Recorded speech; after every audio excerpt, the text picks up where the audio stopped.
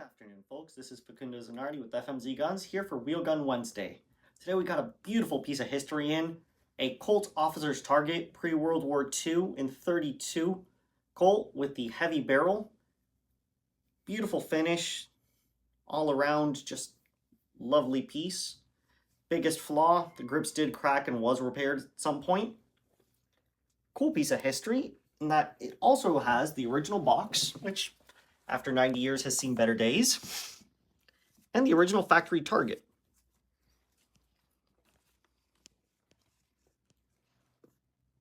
If you want to come see this gun, come on by.